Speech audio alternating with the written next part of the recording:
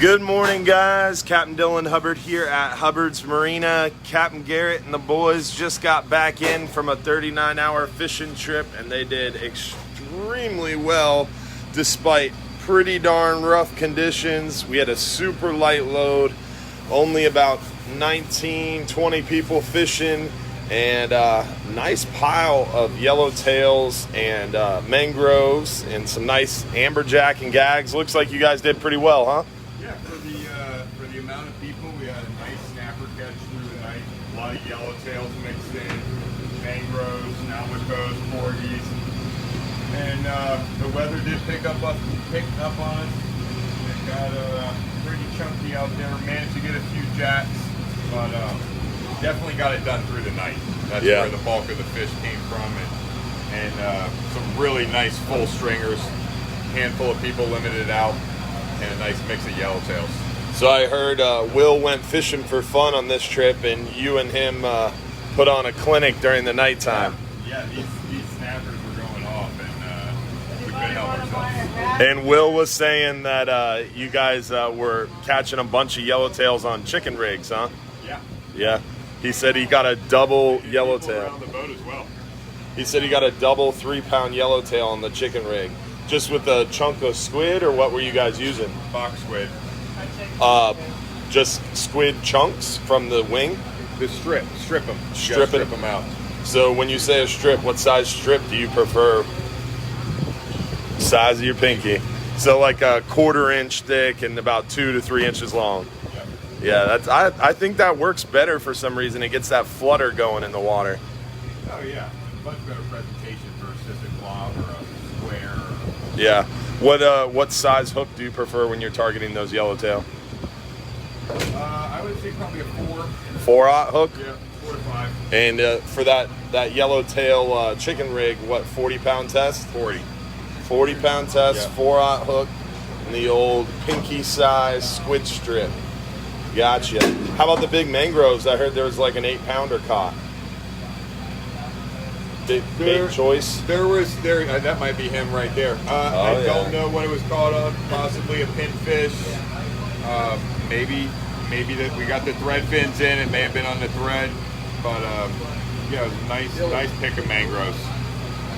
Awesome, man. So good pick of fish all the way around. Any pelagic action on the troll, or was it mostly flatline? Nothing on the troll. This was caught probably on the bottom, right? The tuna bottom was caught right off the bottom while we were snapper fishing. And we did get it knocked down on the way out. Todd had a big fish on the way out and straightened out some hooks on a nomad. What? Straightened out? So he claims. I think he might have chewed him. That's crazy. Straightening out hooks on a nomad. That sounds like a drag issue. That's crazy, man. Well, I appreciate it, Garett. Looks like you guys did very well. No sun, little wave action, a lot of rain, but no sun, so it was nice. Nice. Thanks, Garett. Nice catch of fish for sure. Big old pile of nice snapper, amberjack, little mixed bag for sure, and great news on catching so many nice eating fish and having a good time doing it. Even with the weather, adverse conditions, they were able to kind of overpower that and have a good experience. And super light loads, so makes it even more fun. We had a great crew of guys and gals on this trip, catching plenty of those yellowtails, mangroves, and almacos, porgies, vermilions. Will said on one spot he caught 6 mangroves, and between him and Garett, like 20 yellowtails, 20 porgies, like 15 big vermilions on one spot at night. And because it was so bumpy on the way out, they didn't get a lot of sleep on the way out. So a couple of the guys and gals were real tired when we start fishing at night. One of our more advanced anglers that fishes with us quite a bit ended up falling asleep and sleeping through one of the fishing spots. And at that spot, that's where Will and Garett caught a majority of their fish this trip. So it goes to show you that you cannot sleep during the nighttime bite, because a lot of times a majority of those snapper species are caught at night. specifically this trip, a majority of the fish were caught at night that first night, and then it got rougher through the night. During the morning, it was real bumpy for the guys and gals out here, and it rained all afternoon. So the daytime bite was a lot pickier, a lot more tricky, and a lot more trialsome, whereas at night, they had a better overall bite, better overall action, and if you slept through it, it wasn't a good trip for you. So you gotta make sure that you're maximizing your fishing time. And as John Martin always says, you catch the fish of your dreams when other people are dreaming. So you gotta have your bait in the water, on the bottom, presenting that bait naturally, fishing hard, and fishing every spot in order to catch a lot of fish on these long range overnight trips. So great example of what can happen if you're not being prepared and not coming prepared to the trip, sleep wise, rest wise, and making sure that you're hydrated. This time of year, the water, it's hot out there. You got to make sure you're drinking water. As far as the weather goes, it looks like we're going to have a nice little run of weather here, so hopefully that will continue.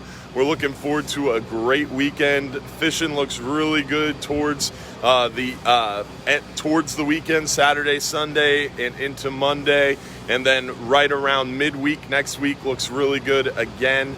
Fishing wise, we've got a new moon coming up Monday. So typically the day or two before and then 2 to 3 days after is a really good time for that new moon daytime bite. The new moon means they don't get the moonlight at night to feed from, so they typically feed a little bit better during the day, especially that day or two before, and then 2 to 3 days after when that moon starts showing back up again. So keep that in mind, fish those moon phases, check out the weather, make sure you watch our live stream show coming up this Sunday night at 8:30 p.m. Check out our Saturday morning Real Animals radio show from 6 a.m. to 8 a.m. every Saturday. And don't forget about our Fox 13 live news segment at 8:15 a.m. every Friday morning. Hopefully you guys enjoyed the video this morning and the report. Hopefully we'll see you all soon inside Johns Pass at Hubbard's Marina. Tight lines, y'all. Happy Thursday.